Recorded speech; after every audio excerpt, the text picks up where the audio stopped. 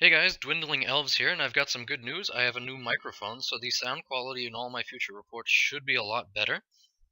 And another good news is our Escalation League has gone up to 2,250 points. So most of the games that you'll be seeing on this channel from this point on will be larger games, which I think everyone prefers.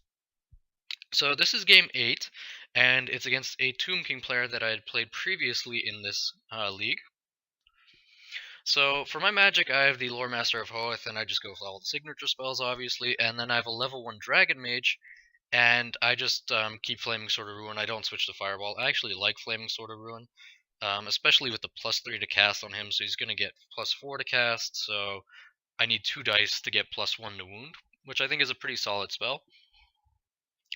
And then my opponent has a level 4 Lich Priest, and he's got the lore of Tomb Kings. So I'm not really familiar with this lore, but the spells he had were extra movement, an extra attack, killing blow, and then reduce your opponent's movement.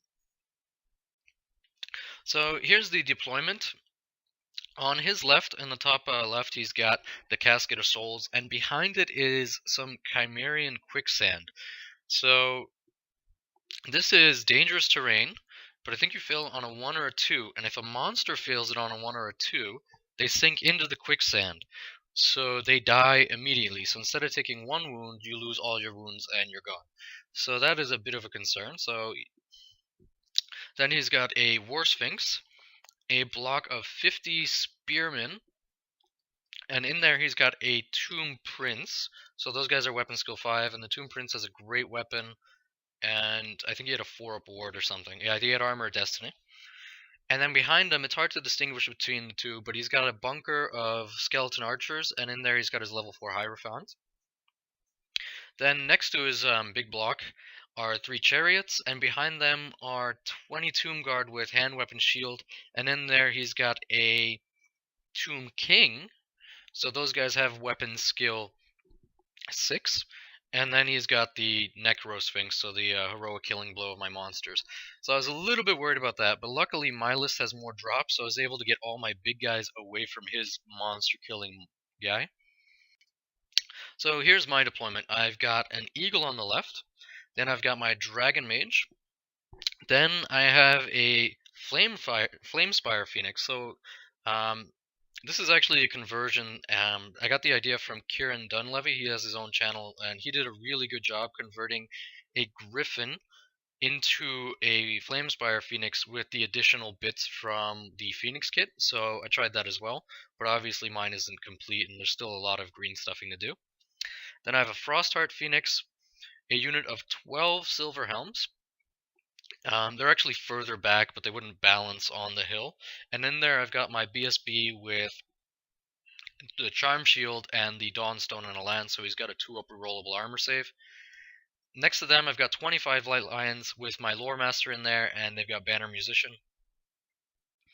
And then I have 2 small units, 6 Silver Helms with full command, and 5 Reavers with Musician. And the Reavers have already vanguarded up in this picture. So Tomb Kings get the first turn, and he moves up his entire army as far as it can go. I mean, he can't march, so he's moving up 4 inches or 6 inches with the bigger guys, or 10 inches with the flying monster. And in his magic phase, he throws a bunch of dice to let his entire his entire army move up again. And I'll let that go through because actually I want to get into combat, so him getting closer to me is fine by me.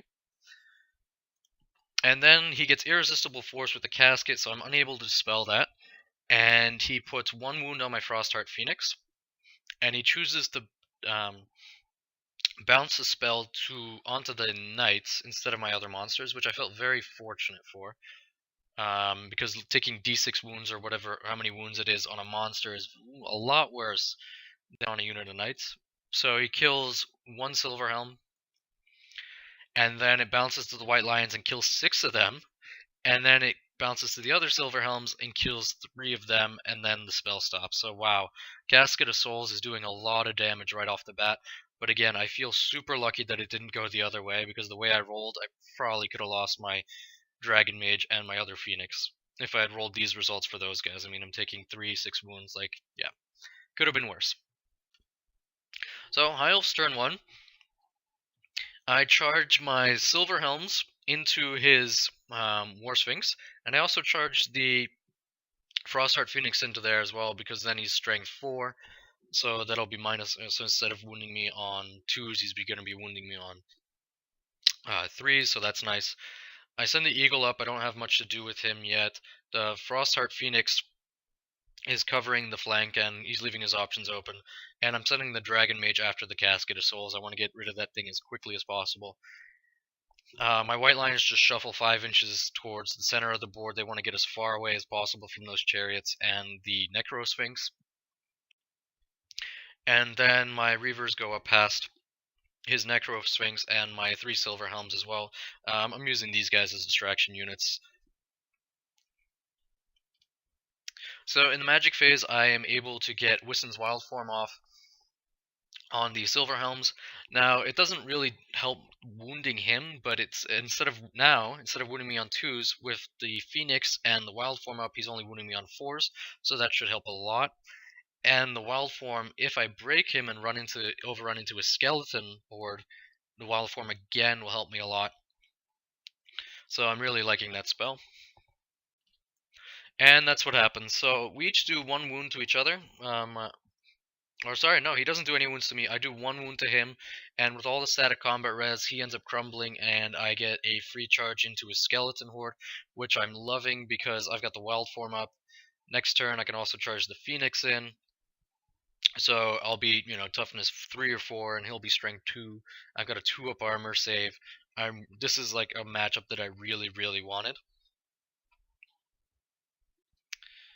And then, so Tomb King's turn 2. So he reacts, he reforms his Tomb Guard to look at the flank, so to look at my unit of Fast Cav and my 3 Silver Helms, which I love, because those guys aren't going to do anything against him, but if they're distracting him, that's perfect. And it's the same with the Necro Sphinx, so he's reacting to my flanking units. His Chariot unit tried to charge my White Lions, but failed, so they're stuck there. And then in the magic phase, so he throws 4 dice at the Killing Blow spell, and I don't want that to go off, so I throw all 5 of my dice at it, and I'm unable to spell, so he gets that off. And then he throws the rest of his dice at +1 attack, so now I'm in trouble. So his Skeleton Horde, I think, has got something like 40 attacks, and then plus another 10 from the front rank, so he's got 50 attacks at Weapon Skill 5 with Killing Blow. So my 2-up armor save means nothing anymore for every 6 that he rolls. So I'm a little bit worried about this one. So I get to attack first, and his dead pile is in the top right corner. So I think I killed like 13 guys, which is pretty solid. But he comes back with all his killing blows. He kills 6 knights. He just cut my unit in half in 1 round of combat, and he still got killing blow up for the next round of combat. So I don't think my knights are long for this world. Now, I mean, I can send my Phoenixes in next turn, but it doesn't take away his killing blow. I mean, 6s always wound, and 6s always kill me. That's, it's bad news for those knights. So, High Elf turn 2, I charge the Dragon Mage into the top of, at the top of the screen, into the Casket of Souls. So I'm really liking that. I think I'll be able to get rid of that.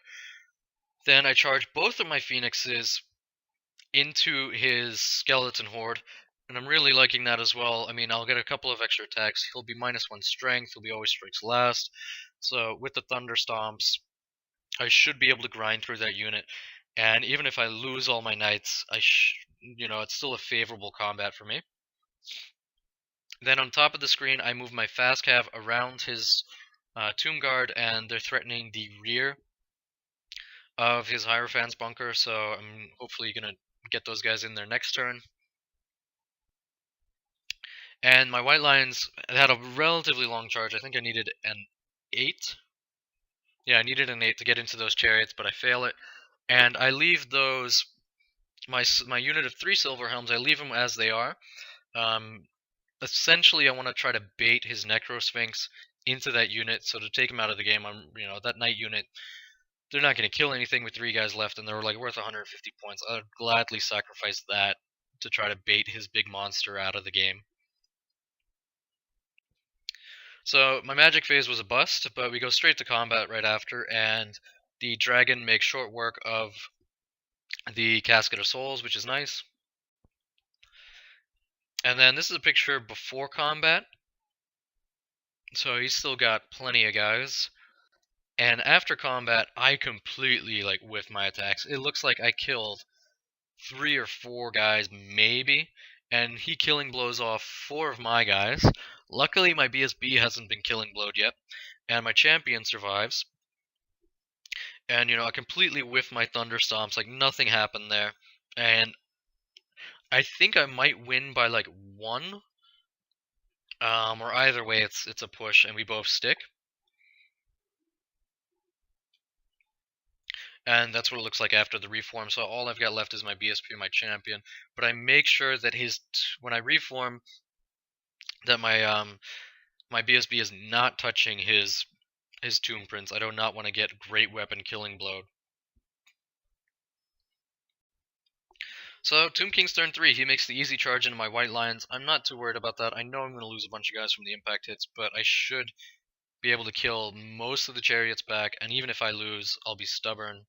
Leadership 9. And then he keeps reacting to my movement. So he moves his Necro Sphinx over to look at my Dragon Mage. And he turns his Tomb Guard around to look at my Fast Cav. So, my Fast Cav, they're being great distractors. He also turns his Hierophant Bunker around to look at my Fast Cav. So, his magic phase was, I don't think it did much. I think maybe he got the +1 attack up on. So, we go straight to combat. He kills 5 white lions on the impact hits, which I thought, could be worse. So I thought that was pretty lucky. But I swing back and, yeah, absolutely eat the chariots, so they're completely gone. And then I have a pretty decent combat phase here. I take his unit down. I do this is before Thunderstorm, so I'm able to kill his Tomb Herald. He kills my champion, so I've lost all the points for my knight unit. So after Thunderstorms and Crumbling, it looks like this. So his unit is down to a very manageable size, so I should be able to chew through them on my next turn. And then so it's High Elf turn 3. So I charge my Reavers into his Hierophant bunker, and I charge the Eagle into the rear of that bunker. It's a little bit hard to see. I've got a better picture coming up next. I move the Silver Helms up just again to be distractors and leave my options open with them, and I do the same with the White Lions. Now I wanted to charge the dragon into the flank of his Hierophant bunker, but it meant that the only way I could do that was to land in the quicksand, and I didn't want to take like the 1/3 chance of my dragon dying. So I didn't do that, and I put him in a position where he could charge next turn and out of line of sight of the Sphinx. So the Sphinx can't see anything, so he's going to keep playing catch up. And this is a better picture of that. So the Reavers go into the front, and I've got one Reaver touching his Hierophant. I couldn't maximize in a better way. And I've got the Eagle in the rear. So my magic phase again is a bust. And so this was really a shock. So I put as many attacks into the Prince as I could, and I ended up killing him, which might have been a little bit lucky because he failed all like 4 of his 3 up wards or 4 up ward saves. Then I go to Thunderstomp him, and I like completely whiff it. I don't do 0 wounds, and after everything is done, he's still got 1 guy left. So my guys are still stuck in combat for 1 more turn. This unit has held me up for a very, very long time. And over here, actually, my knights, or my reavers do pretty well. I get 2 wounds up on his Hierophant, so that was pretty lucky, and I whittled the unit down pretty well. And after crumbling, I think he's down to about half the unit. Plus, his Tomb Guard are out of line of sight of or they can't see the dragon or the reaver, so they won't be able to countercharge on his turn. So Tomb King's turn 4, he moves his Necro Sphinx behind my big flying guys, so maybe he can get a turn or charge on turn 5, and he reforms his Tomb Guard to face my White Lions and my Silver Helms, so that if either of those 2 charge, they're both frontal charges. Then in the magic phase, he gets the +1 attack spell off on his skeletons, and in doing so, he regrows he regrows 3 skeletons in one unit, and I think 4 or 5 in another. But after combat, it looks like this. So he loses. I lose 2 more Reavers. My Eagle still doesn't have any wounds on him. I'm not able to kill his Hierophant, but he's slowly crumbling. And then High Elf turn 4. So I send everything, and I mean everything, into his Tomb King's Tomb Guard unit. So the reason why I sent in the Knights in the front, the Silver Helms in the front, is because they have a champion. So if he issues a challenge with his Tomb Guard or his Tomb King, I don't have to accept with my Dragon Mage or my level 2 Lore Master, or my BSB, so it keeps all 3 of my characters alive. Now the other reason why I did that is because when you do a multiple charge into the front of a unit, you have to maximize between the units. So if I just sent in the White Lions, it would have meant my Lore Master was in base-to-base contact with his units and is potentially killing blood. But since I sent in both units, my Lore Master, who is at the far left of the unit, doesn't get into combat, and I preserve him and I keep him safe. So that's why I sent in those Knights. I know the Knights are vulnerable to killing blow and they're probably just gonna die, but I'll trade those Knights for my Lore Master any day. Then I have a very good magic phase, so I cast Earthblood on the White Lions, which regrows 1 wound on the Frostheart Phoenix. I get Ice Shard Blizzard off on his unit, so he's -1 to hit, so instead of hitting me on 3s, he's hitting me on 4s. And then I get Miasma up on the unit, reducing their weapon skill by 2, so now he's weapon skill 4, which means I hit him on 3s, and he's only hitting me on 5s. Then, we resolve this fight first. I kill a couple more skeletons, but he kills the rest of my Reavers, and I think I win by 1, so he crumbles by 1 again, so we're still fighting there. And as expected, I absolutely go to town on this unit between the Thunder Stomps, all the attacks, the Dragon's Breath weapon, and yeah. I end up losing all 3 of my Knights and 1 White Lion, but again, I'll gladly trade those Knights to preserve my Lore Master. And as expected, he crumbles, so I just reform, put my BSB behind my Phoenixes. The Dragon is in a position where he can see the Hierophant's bunker for a charge on my next turn. And I know I'm going to get charged here by his Necrosphinx, but I think at this point, I can lose one of my Phoenixes, and it really doesn't matter. So, Tomb King's turn 5, that's what he does. So he sends his Necrosphinx into my Flamespire Phoenix, which is the weakest Phoenix, and in the magic phase, he actually gets the killing blow buff up on him. So now he's heroic killing me on a 5+, which is really, really bad, because the way I have it set up is if he beats that guy and overruns, or even if he just does wounds and I break, his Necrosphinx goes straight into my Dragon Mage. So I'm giving up a ton of points there if he can heroic killing blow my Phoenix. But it doesn't happen. I actually do 1 wound on him and he does no wounds on me, so it's a push. So we keep fighting. And in the Eagle versus the Bunker, the Eagle actually kills the last 2 skeletons. And he's just mono a mono with the Hierophant now. This Eagle has been amazing for me. It's every game they find a way to impress me. So in my turn, I countercharged my Frostheart Phoenix into the flank of his Necrosphinx. And in the magic phase, I roll a 5 and a 3 or something, so it means that both of my Phoenixes have a +1 strength, which means the Frostheart Phoenix is up to strength 7, then I get Wissen's Wild Form up on him, which means he's strength 8, and then I get Ice Shard Blizzard off on him as well, so he's -1 to hit. So I have 4 attacks at strength 8 that are going to go into this guy, so hitting on 3s and wounding on 4s. So I think that it gives me a reasonable shot at doing some wounds on his toughness 8 guy. And yeah, so I end up managing to kill him, and additionally my dragon flew into his Hierophant and just absolutely just ate him as well. So that ends up being the game. So obviously it's a massacre for the High Elves. I mean, my flying monsters really allowed me to dictate the pace of the game. The entire time he was reacting to what I was doing. And another plus was my auxiliary units performed well. My My fast calves were great distractors, and my eagle, again, the rear charge into the Hierophant bunker slowly grinded him down because I had him in the front and the rear. He wasn't able to reform, and I kept having a rear. So that the +2 rear just crumbled 2 extra skeletons every single turn. Not to mention the couple of kills that the eagle did. Really, really helped me there. So as far as the Escalation League is concerned, I got 3 points. So 2 for the win and 1 for killing the general. So hope you guys enjoyed it.